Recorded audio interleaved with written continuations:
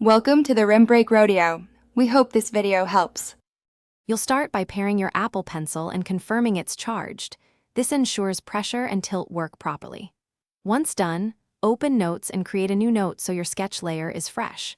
Make sure to tap the pencil or the sketch button to enter drawing mode. This gives you access to pens, erasers, and color. You're now ready to draw directly. Use light strokes to test pressure and adjust settings before committing to detailed work. Now choose the pen, marker, or pencil tool and set thickness and color so strokes match your intention. Thicker lines are better for headings, thinner for annotations. Use gestures to speed work. 2-finger tap undoes, 3-finger tap redoes, pinch to zoom for fine detail. Hold the pencil briefly to activate scribble to text if you want handwriting converted. You can also use the lasso to select and move strokes. This reorganizes ideas without redrawing, saving time and preserving pressure variations.